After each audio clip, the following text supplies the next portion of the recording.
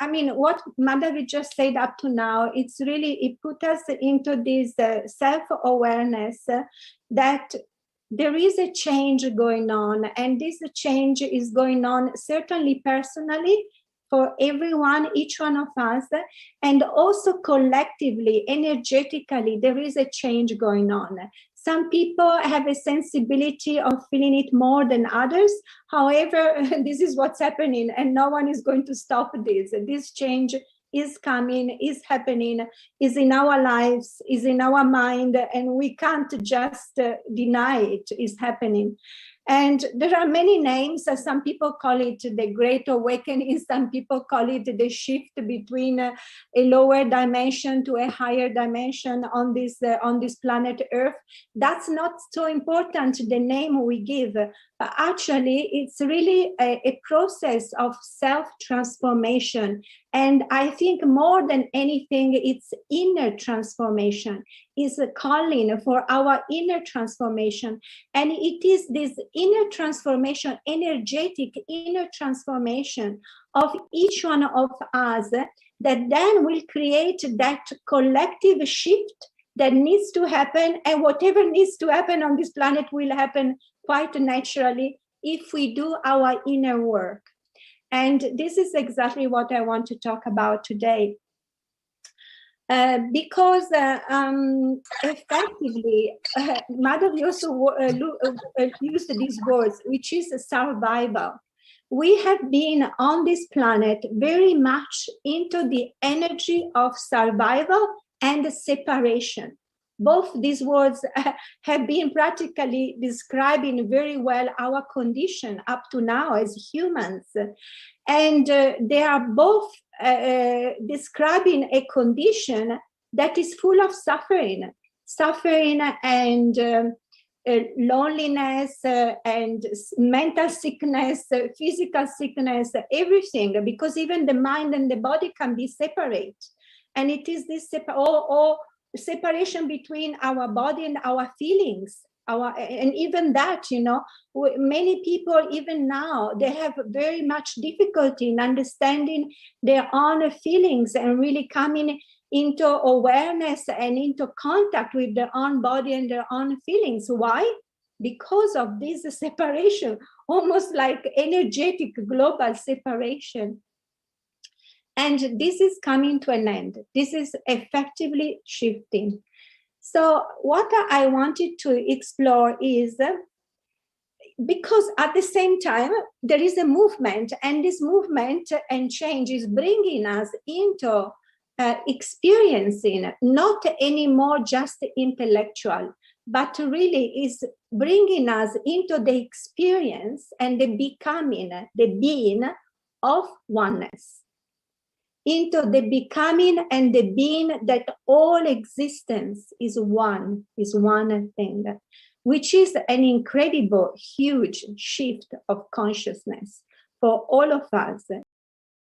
So what I wanted to explore today is, first of all, the first part, I would like each one of you, each one of us, each one of you to express what means for you this awakening, collective individual awakening that is also becoming the collective awakening.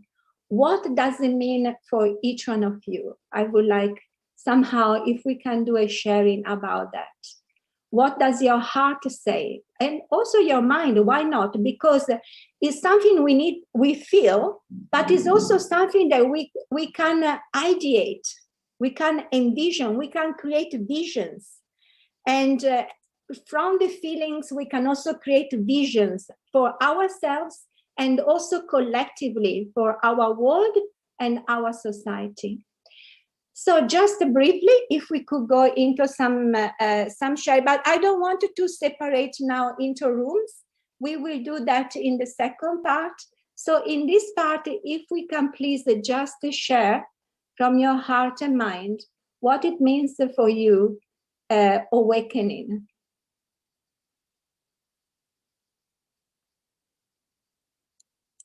So I think I can also change. So I'm going back into gallery. So we are all here and we can all see each other. And anyone that would like to start, or I can also call out.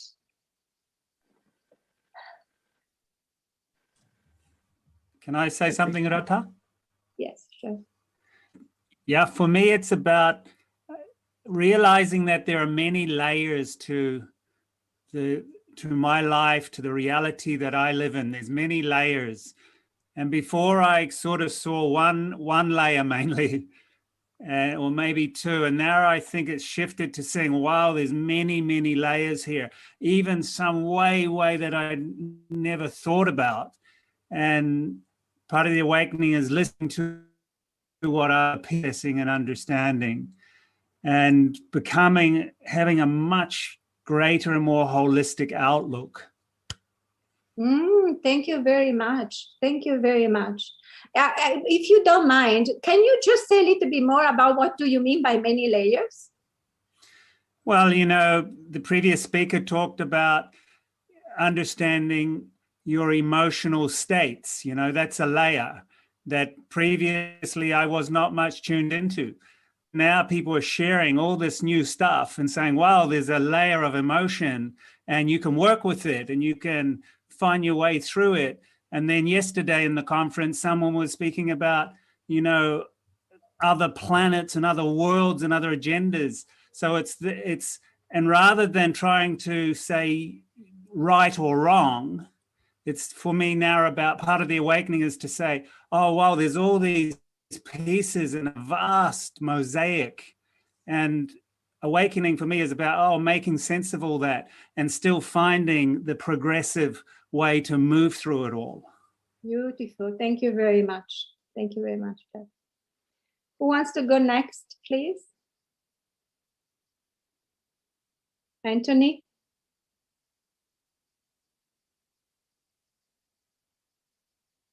Govinda?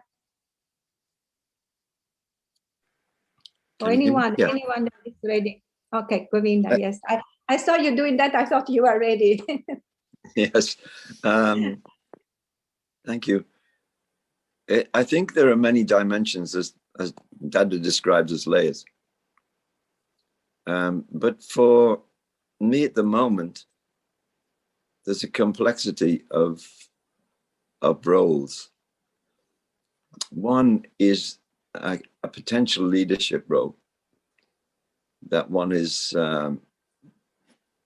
put into this position where you have acquired knowledge, and how to transfer that knowledge to those who are unaware or who are struggling to unravel or understand this present situation.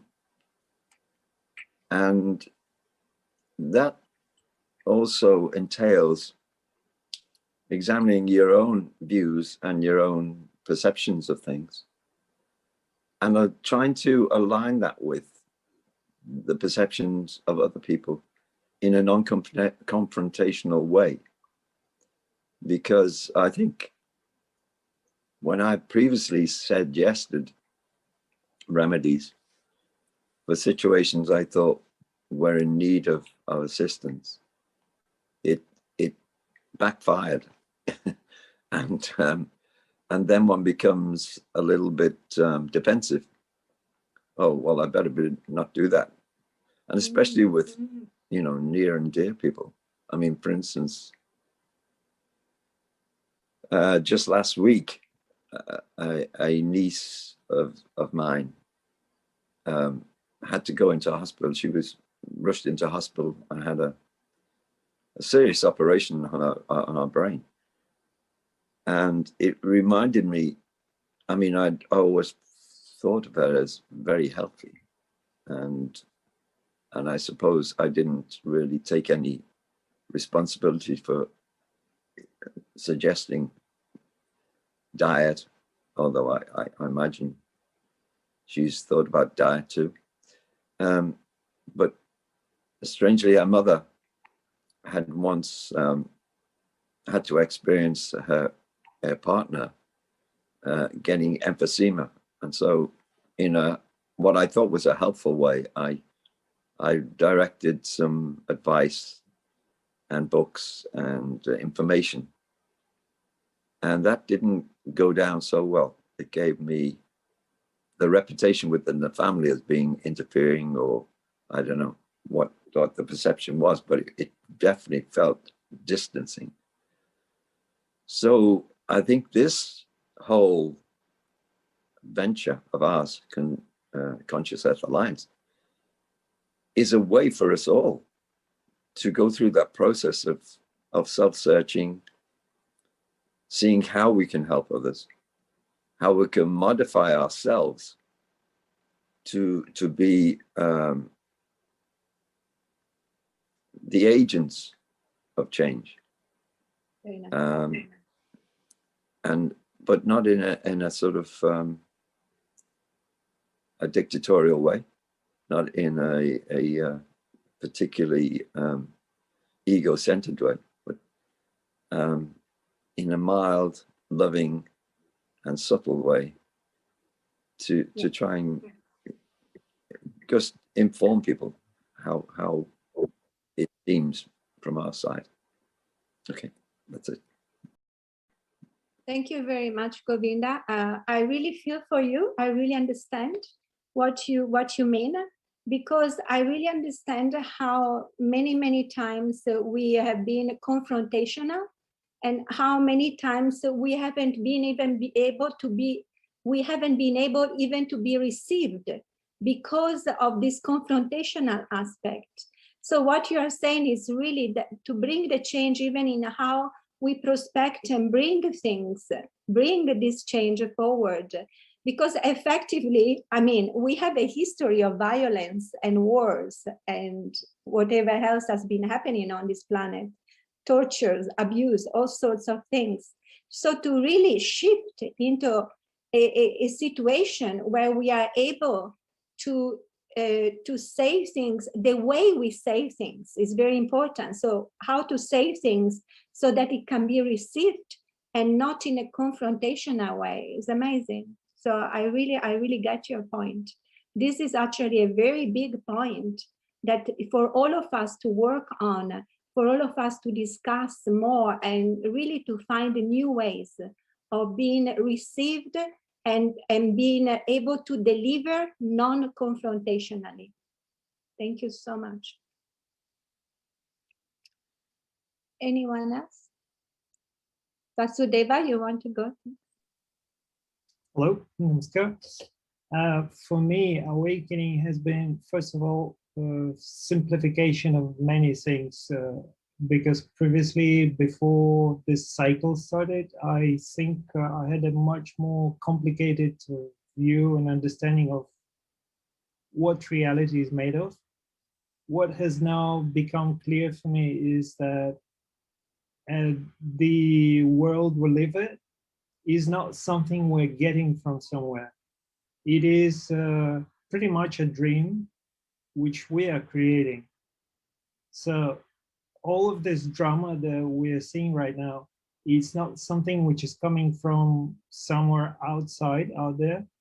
We are creating all of this in our own reality. The inputs that we have are absolutely neutral. They do not have meaning as such. They are not good, they are not bad. We give them color and we create a specific opinion about that. And we put our ego into this process. So there's a lot of machinery, technical machinery in our being where we create that reality.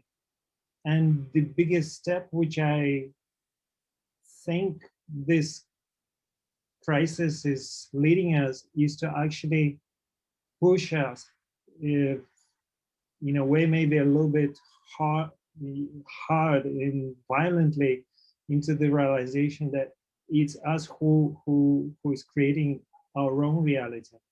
It's not something we're getting from somebody else. On the other hand, if we talk about technology, it is exactly why so many people want to install viruses into our hardware so that we create in our reality what other people want us to create and not what we really want to have. So it's about infecting us, pretty much like the spike protein, infecting us with something in our mind, which will make us create the things that we do not want to have in our space.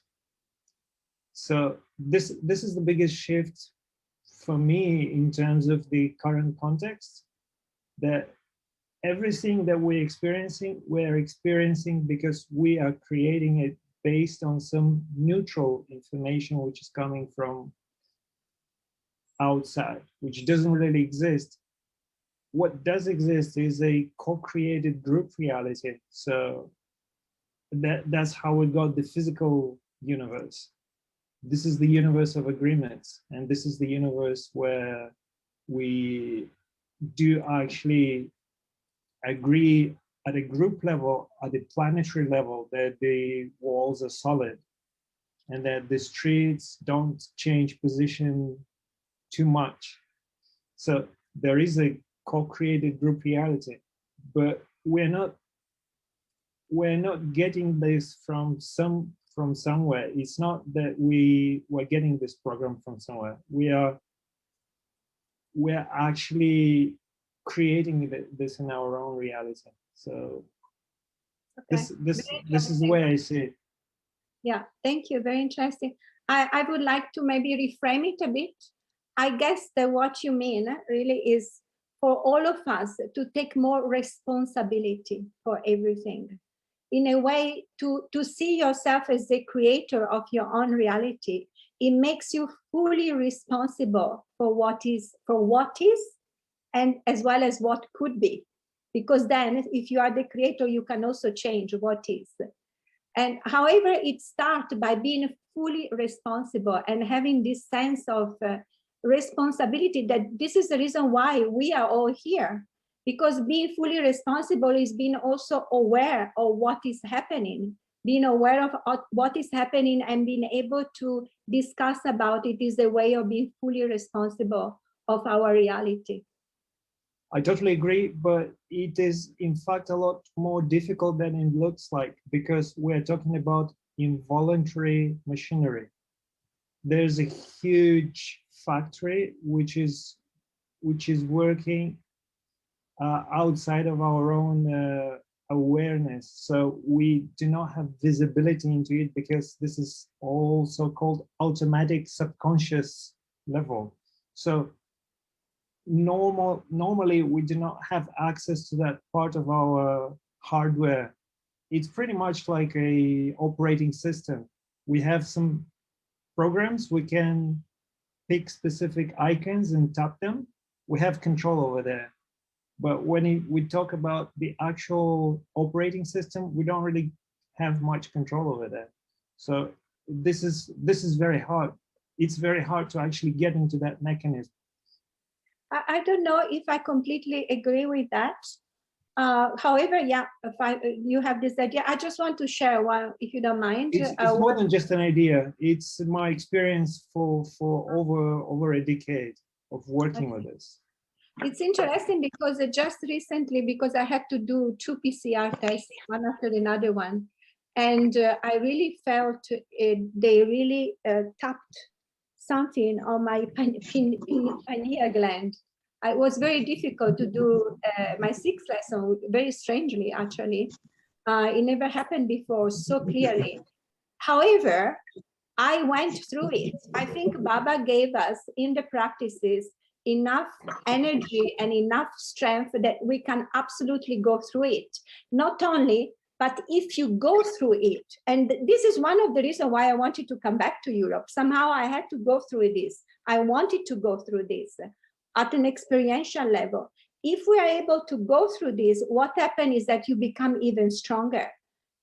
Once you go through this, no one can touch you anymore, because you are already activated another level of strength. inner strength and inner methodology, inner technology, because we have an inner technology. There is an outer technologies that they can very well bring from other planets or whatever, but we have the strongest inner technology. Once we activate our own inner technology, this is superior to any other technology, doesn't matter what planet they are coming from. This is my belief from my experience. Okay, but thank you. Madhavi, would you like to say something, or anyone else? Madhavi? I do. I do. Okay. Harideva. Harideva. Namaskar. Namaskar. So my experience is that, you know, in the more recent years, accelerate progress, you know, toward, you know, following ideology, at least for me, is clearly evident. And you know, one of my latest episodes of following ideology I experienced was with the law. On one side, ideology, it says, whenever someone commit injustice, you should not succumb, you know. And that part of ideology, I have direct experience. And due to that experience with the police, I'm facing 100 years in prison, you know. But of course, you know, that is what the situation is. Of course, I probably have to plead, you know, kind of like something plea deal, so I don't go to prison. But that's what I'm facing. So the more challenge we have to face with ideology, trying to put in practice, and the obstacle that we face, I think that is part of ideology, and I'm feeling that, you know, I'm able to practice more and more of ideology, but also sometimes coming into practice, you have to face difficulties along the way. Thank you. Then that's what all you mean, Harideva, if you don't mind, I reframe. So what you mean is that a form of awakening that you see is to be able to implement ideology, our ideology, no matter what the difficulties we have to face, and no matter what comes back to us. Yeah. So let's say if I want to implement ideology to be a free person, but this is what I face, because part of the ideology says that do not give in to injustice, and I have faced that, and the consequence I'm facing in real world, and I still have to hang on to it, and I have to face the fact that I have to lie to myself so I don't have to go to prison. You know, I have to take a plea deal, basically. The plea deal, they offer me a plea deal, you know. So this is my situation. But I'm, you know, I'm on the path of ideology, but I'm facing all this situation. And I guess that is part of it, you know. Yes, thank you very much. So anyone else? I think the time is passing very quickly. Yeah. I would like very quick. I would like to hear a woman now, and then we come back to you, Amar. Any woman like Madhavi, you are ready, or Yoga Maya? I'm ready, but it would be nice if someone who hasn't spoken would say something. Okay. Is there anyone else? Valerie, you want to say something? Oh, there is Maha Jyoti Perez. We have a few women here. Maha Jyoti Perez, Uma, Irina, Jana. Any one of you would like to say something? Chandrika? It's practically to say what you feel, what you envision the awakening to be. What would you like? What would you envision?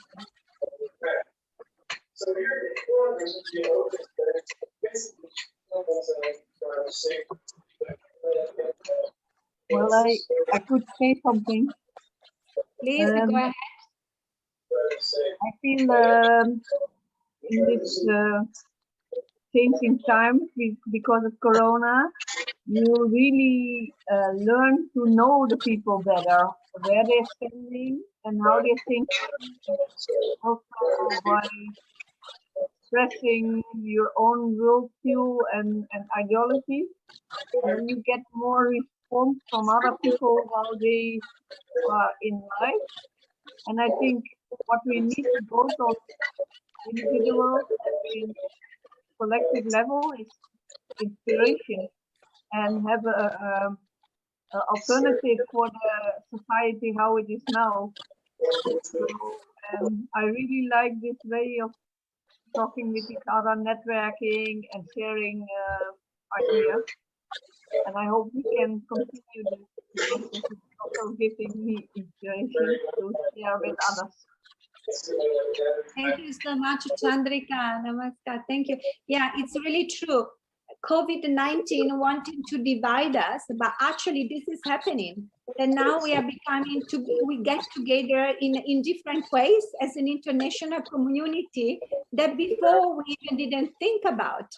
So it's actually created even more unity among us, which is one of the aspects of the awakening. We've been able to communicate far away, far and wide, and be together, even if we are so distant on the physical aspect. But actually, we are not distant, mind and spirit and heart, because we are all here.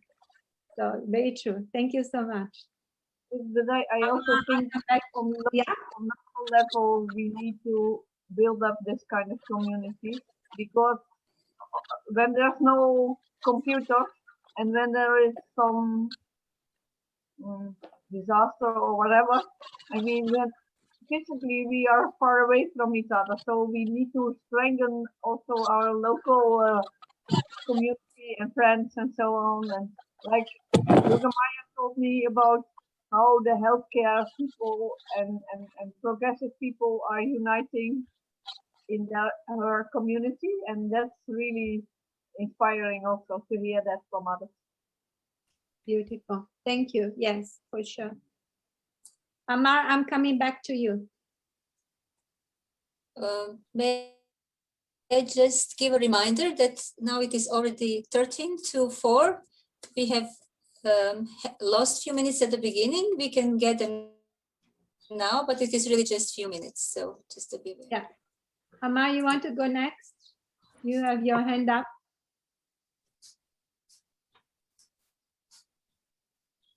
You are muted. Oh. Can you hear me? Bad internet. Can you hear me? Yes. I just wanted to reaffirm what Radha said. The Creator has blessed us has graced us with the power of creation through inner technology.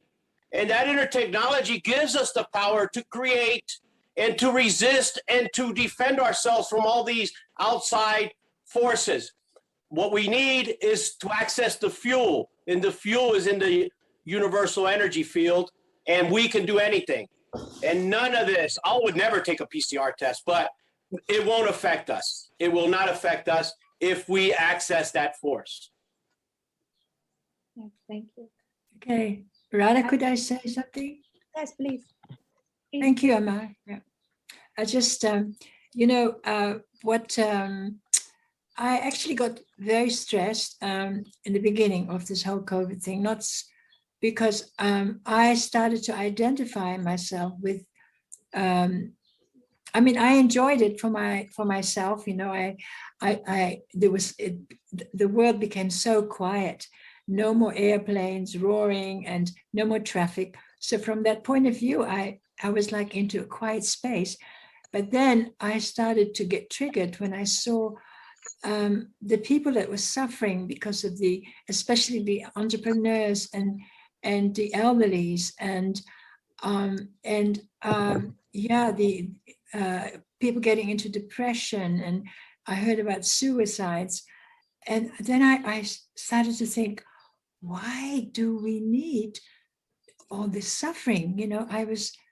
I actually got very angry at the divine, I said, well, can't we do it in another way? I mean, how crazy are you, So, and then of course, having gone through that, you go through another shift.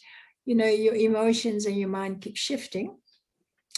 I started to see the necessity of that, because it's a test on overcoming your fear, even my fear for, you know, for others, my grandchildren, not only my grandchildren, but all the children in the world, all the people in the world, and my own attachment, of course, including that. And then building a resilience, you know, and strength, inner strength, that no matter how crazy the world is getting, that you stay centered, you stay connected to the divine. It was like practicing the strength of, as well as like in the battle of the Mahabharata, Yudhishthir, you know, the meaning of his name. Do you know the meaning of Yudhishthir? It means unassailed in battle, unassailed, you know. And this, so I started to identify myself with Yudhishthir, and I said, I have to become like Yudhishthir, the female version of Yudhishthir. And I was able to give, by processing it, I was able to help my other friends to come to some kind of understanding and realization about that. And I found my house, actually, one person after another started coming. I didn't have to go outside looking for people. They were phoning me, and I was so busy at one stage. It was like in one day, 3 or 4 people wanted to visit me. And I said, Baba, what are you doing? You know, I want my quietness back, you know, like this. So I found it very interesting. And we had beautiful conversations about life, actually. So there was a deepening of feelings through sharing things with each other, how we were, about the whole situation. So it wasn't a very enriching experience for me, but for others. And so when all doors close, new doors open, actually. So again, this is evolution. All doors that are containing concepts, structures, relationships that are completely useless, have become completely useless. We cannot use them anymore. Like the skeleton in the cupboards, you know, they disappear. We cannot, if something cannot be used, what is the use of still trying to use them? You know, it stops us from continuing our journey. So that's gave me a lot of hope and strength as well. And I feel I've become stronger. Nice, Madhuri, thank you. So what do you mean is like, you know, we have to surrender to the flow, surrender ourselves to the flow, and things will come anyhow. So as all No, I don't. I still think that's why I'm doing this work, you know, that's why I'm involved with CEA, to create that understanding of the situation that we're in. So you could say the forces at work, but our own, perception, as it were, but also the possibilities for us, you know. So, but it's like I have to let go of my wanting to save the world, you know. It's like almost like an egoic thing that you want to save the world, like you want to change things, but I have to keep in tune with the divine, and somehow at the same time not be obsessed by it. And so it's funny, it's like you do your work, and every day I ask, please utilize me in whichever way possible, you know, to make this world a better place, and give me a sign what I can do next. But I'm not, before it became almost a fixation. So I let go of my fixation. And I notice always when the situation becomes overwhelming, overwhelming for who? Or for me, for my ego, and I let go, then things start to flow. That's what I mean. So, okay, practically by remaining in tune with the divine, constantly finding this being in tune with the divine, and helps you to stay in flow. So that the flow then brings whatever people need to bring, and Yeah, the yeah, flow yeah. will open new situation, whatever new situation Yeah, is. that's what I mean. Yeah. It's Beautiful. like a river, you know? Yeah. It keeps flowing. Thank you so much. Yeah, I think so. We practically did only a little bit of the first part. So maybe we have to do a workshop number 2 on awakening, because the second part I would have actually created our rooms, dividing rooms, and really have everyone sharing what steps did you do up to now? What steps, what really happened in your life that something has moved? Something has already changed. Something happened that has already shifted. I'm pretty sure that each one of us has a beautiful story to say about that. And I think we'd be so enlightening and beautiful to hear all these stories, because we are right into it. We are right into this shift, and we are almost living it every day, daily. And I think to tell our stories, it makes us more aware. And for others to hear our stories also, it makes us more aware and feeling what's really happening. And all of us, we can grow together into this process of communal change, collective change and shifting. So we will keep that as our part 2. But thank you for today. And for time constrictions, I think we are over.